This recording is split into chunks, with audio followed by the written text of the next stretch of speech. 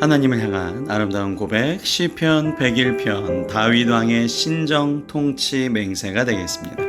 시편 101편은 역시 신정시에 속하는 부분이고요. 지금까지 시편 95편부터 100편까지를 신정사상 신정시 모음집 이라고 얘기했거든요.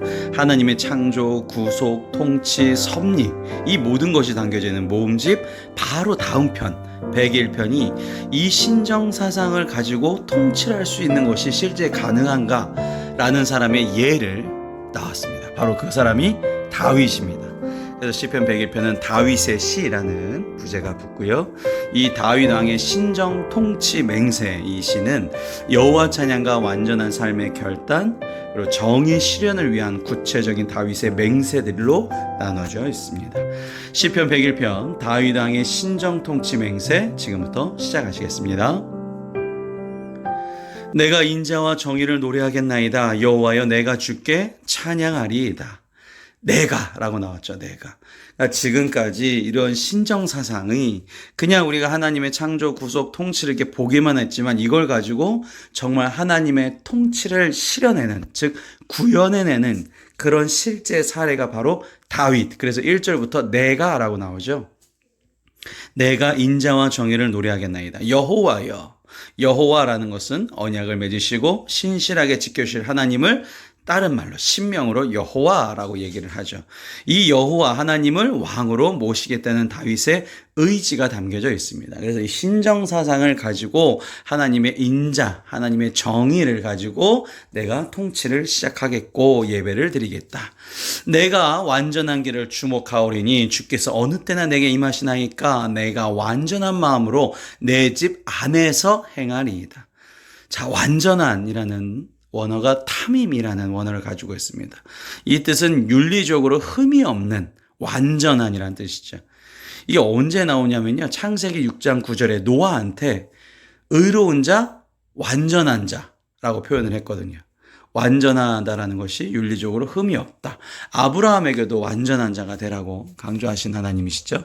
그래서 여기 보시면 흠이 없는 길이라는 것은 이 사람의 삶의 습관, 태도를 뜻합니다. 윤리적으로 완벽하게 흠이 없는 습관이나 태도를 우리가 어떻게 살 수 있겠습니까? 어느 때나. 그것도 더 중요한 건 내 집 안에서. 집이 얼마나 편합니까? 집 오면 솔직히 본색이 나오거든요. 근데 그 속에서도 윤리적으로 흠이 없는 그렇게 살겠다라는 결단이 바로 1절부터 2절입니다. 이 결단이라는 것은 하나님을 찬양하면서부터 시작이 되는 것이죠. 그래서 정의 실현을 위한 하나님의 뜻을 실제적으로 살아가기 위한 다윗의 구체적인 맹세들이 3절부터 8절이 되겠습니다. 나는 비천한 것을 내 눈앞에 두지 아니할 것이요 배교자들의 행위를 내가 미워하오리니 나는 그 어느 것도 붙들지 아니하리이다. 이 다윗의 지향점이 나와 있는 거예요. 비천한 것. 내가 이 세상에 살아갈 때 불필요한 것들. 그러니까 물론 우리가 돈도 중요하고요. 어느 정도 명예도 중요하잖아요. 진짜 칭찬을 누가 해주고 이것도 되게 중요하고 나를 인정받는 것도 중요합니다. 그런데 그게 우선이 되면 그게 가득해버리면 그게 내 안에 가득 차 있으면 문제가 되는 것이죠. 그래서 그렇게 하나님의 뜻과 반대되는 사람을 여기서 배교자라고 표현을 했는데 하나님의 뜻을 대적하는 사람들의 행위를 내가 미워할 것이다. 그리고 비천한 것을 내 눈앞에 두지 아니할 것이다. 이게 다윗의 지향점이라는 것이죠.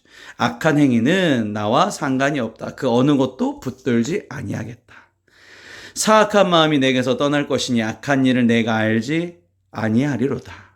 자, 여기서 사악한이라는 뜻은 이케시라는 원어를 가지고 있고요.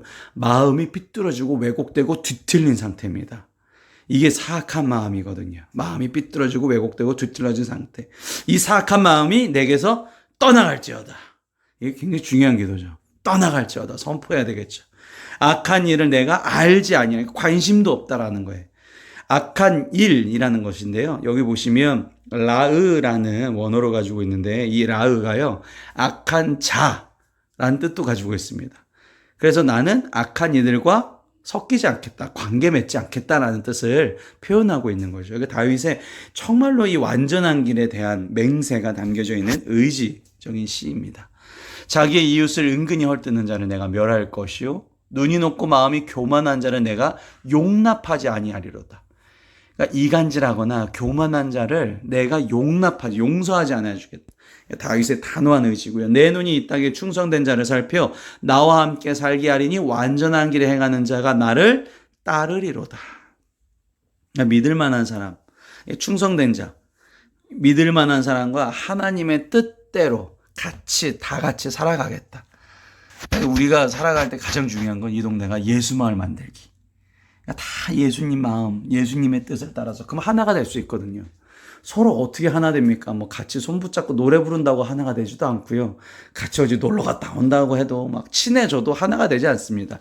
친해진 사람들이 마지막에 뒤통수를 제대로 치죠. 다 알고 있기 때문에 밤새 술 마신다고 이게 하나가 되겠습니까? 나중에 그 술 마시다가 솔직한 마음들 내 속에 있는 거 다 얘기했다가 그 사람이 여기저기 혈뜯고 다니죠. 그래서 결국 하나님의 마음이 모두가 있게 되면 성령 충만하게 되면 모두가 완전한 길에 행하는 자가 될 수 있다. 그렇게 살고 싶다라는 소망이죠. 거짓을 행하는 자는 내 집 안에 거주하지 못하며 거짓말하는 자는 내 목전에 서지 못하리로다. 이 거짓이 레미아라는 뜻을 가지고 있는데요. 이 레미아가 마음의 이중성, 행위의 게으름. 그러니까 마음의 이중성이 위선이죠, 위선. 그러니까 이 위선적인 행동, 가식적인 행동 하는 사람들은 이 이스라엘 안에 거주하지 못하게 할 거다. 거짓말하는 자는 내 목전에 서지 못하다. 그래서 아침마다 내가 이 땅의 모든 악인을 멸하리니. 이게 무슨 뜻이냐면 이제 아침이라고 하면 저희가 잠언 시편 오면서 아침이라고 하면 새로운 세상, 새벽 이제 해가 뜨는 그런 새로운 세상을 뜻하지만 여기서는 실제로 고대 근동에서요. 아침마다 왕들이 제일 아침 일찍 재판부터 했대요. 재판을 시행했답니다.